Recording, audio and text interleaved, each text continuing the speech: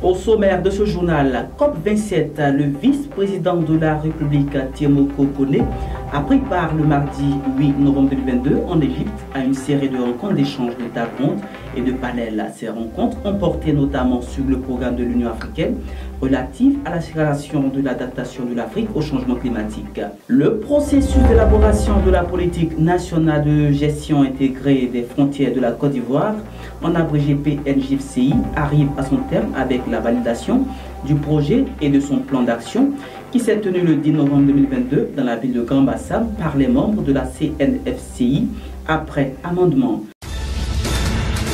Bienvenue à tous, nous entamons ce journal avec une note à l'international.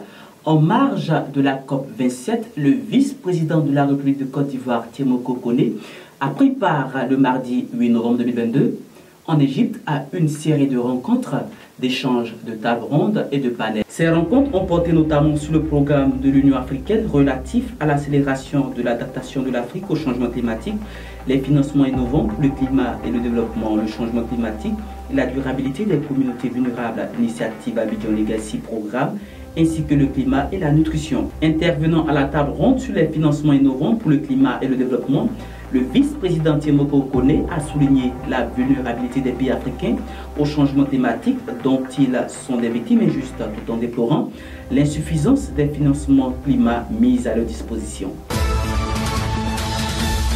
Faisons un cap sur la Côte d'Ivoire après l'Égypte.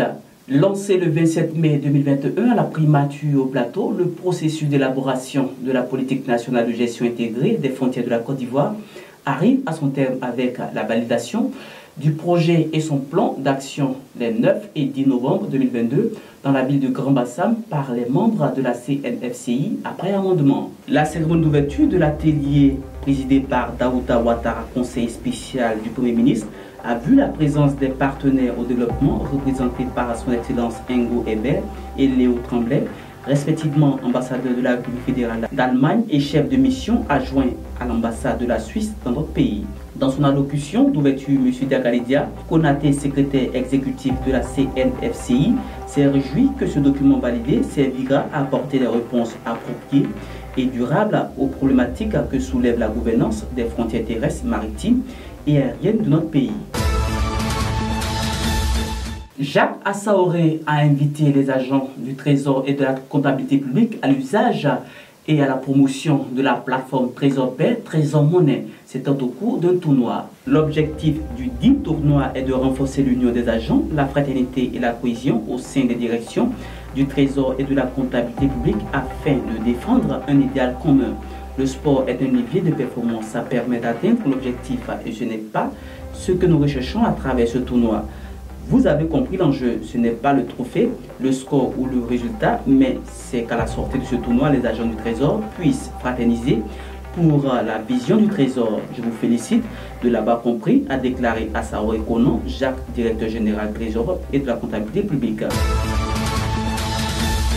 Une note en culture pour fermer ce journal. Le directeur du Palais de la Culture, Koné Dodo, au cours d'une conférence de presse animée le mardi 8 novembre, a annoncé l'organisation de Génération à venir avec l'ONG Abidjan du 8 au 12 au Palais de la Culture. Cette aubaine permettra aux artisans chanteurs, plasticiens et slameurs en développement de booster leur audience.